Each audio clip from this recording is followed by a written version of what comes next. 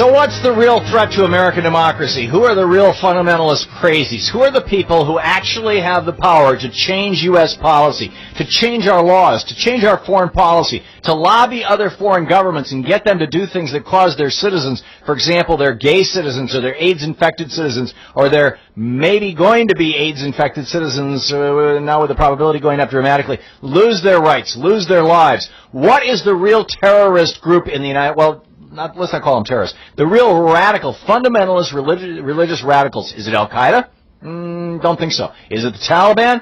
No.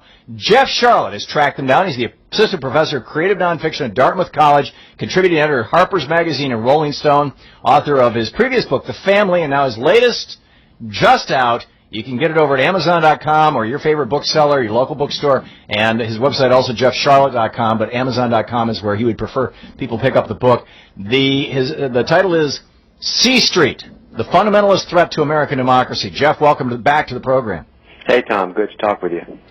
Threat? Threat is the right word. We are talking about a group that includes men like Senator Jim DeMint, Senator Tom Coburn, Senator Jim Inhofe.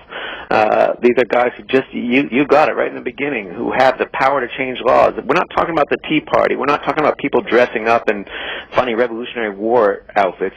We're talking about U.S. senators, congressmen, businessmen, and even a lot of military leaders who dismiss the First Amendment and embrace the idea of what they call a God-led government. And those are people in power. And that, I think, is a greater threat to democracy than a man wearing a tri-corner hat. You know, I think there are probably many Americans who pray regularly for guidance and, imprecatory prayer. I'm one of them. But the idea that because you pray for something means it must happen or it's God's will is, in my opinion, speaking as a guy who does that, insane.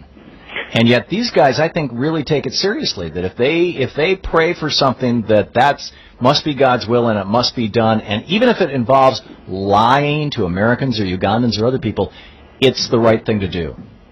Yeah, absolutely. I mean, this story begins, C Street begins with the story of the three sex scandals that we talked about in the past. Senator John Ensign, Governor Mark Sanford, and Congressman Chip Pickering.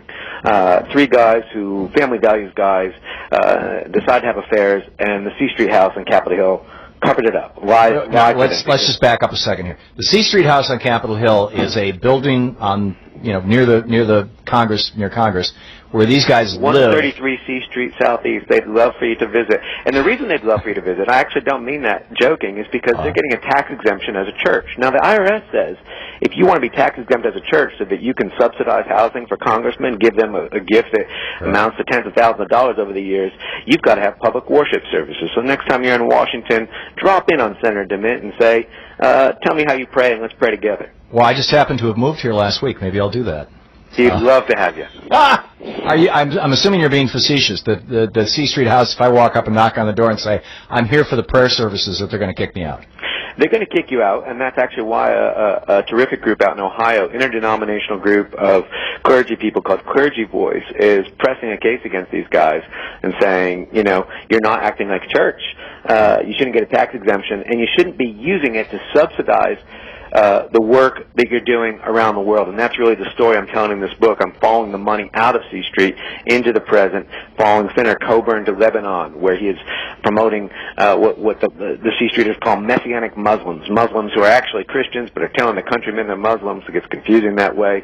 To Uganda, which you referred to, where their brothers and their understanding of Christ, very different than most of ours, are pursuing the most murderous anti-gay bill in the world. And they describe, I went to Uganda to meet these guys. They described their project to kill every gay person in Uganda. They said they can't do that yet because it's not a perfect world. That was the quote. But they did say they were inspired by Senator Jim Inhofe of Oklahoma, who had taught them the political philosophy of Jesus. This is what we're exporting. These are the guys who are doing it. Why, Jeff Charlotte, this... what you've done is you've added layers of horror to a story that you already told. And I was astounded when you first told that story that it didn't become an A-list story on the major news networks, that this kind of thing was going on. Any sense, any understanding? Can you help me figure out why Rachel Maddow might talk about it on MSNBC, but it wasn't a topic of discussion on Meet the Press. Nobody ever in a major national forum had any of these guys on and confronted them with these. I would say they're facts, or else you'd be facing a hell of a lawsuit that are in your books. Yeah, I think this goes. Look, you have a media that understands. They understand scandal when it's a stripper in bed with a congressman, or a bunch of Benjamin Franklin stuffed in an envelope. It's sleeping with the wrong person, or cash. The deep corruption that we're talking about here, corruption so deep that you can have someone like David Bahati, the author of the Kill the Gays bill, say there's no connection between the family, that's the group behind C Street, and the bill. The bill is the family, saying it is of them. Now, and you can have Americans saying, oh, no, we're opposed to it, but they're not giving any evidence of how they're opposing it. That kind of corruption is more complicated, but, not that complicated. It just requires our colleagues in the press to really take the First Amendment seriously. You'd think they would, because it's what enables us to do our jobs. But and their responsibilities. You go back and read Jefferson's writings about why there is a First Amendment. That you can't have a democratic, small d democratic, or a republic. You can't have a functioning republic. Let's use the language Republicans like. What the hell? Without a free and independent press. To literally quote Jefferson, free and independent press. We're talking with Jeff Sharlet. His new book, C Street, and the Fundamentalist Threat to American Democracy. Jeff, typically when Republicans in the past have used religion and fundamentalism, as George W. Bush did in his father's campaign, he was the outreach guy of the fundamentalist community because his dad is kind of Episcopalian and not all that religious. They basically used truly and genuinely and sincerely religious people as suckers and shills, and use churches as organizing points for political purposes.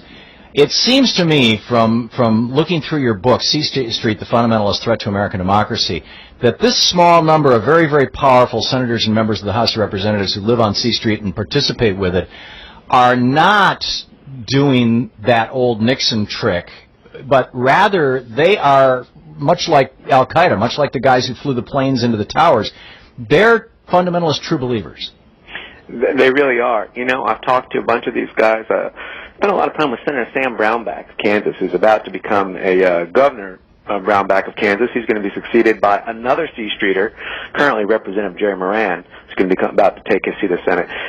And, Brownback, in fact, I spent a lot of time writing about religion, all kinds of religion, good religion, bad religion, scary religion, inspiring religion, and I know when I encounter sincerity. Brownback is sincere. Yeah. The question is, what is he sincere about? And when we start, again, that's what I was able to do in this book. I wasn't able to do in the last book, is to bring the story into the present, follow it out into the world, into the U.S. military, to Uganda, to Lebanon, to Sri Lanka, where we are exporting these ideas. And these politicians are effective because they're backed up by military power. Well, this guy, Brownback is also backed up. His entire career has been largely financed by the Koch brothers. Koch brothers, yeah. But they're not religious. I mean, they're just looking for the Republican agenda, I believe. I mean, I may be wrong. Or are they part of the religious cult? No, they're not. They're not. And I think, I raised this question one time with a family man. And I said, look, people are using your organization. Men like former Congressman Mark Siljander just pled guilty, and he said, you know what? We don't care if they use us.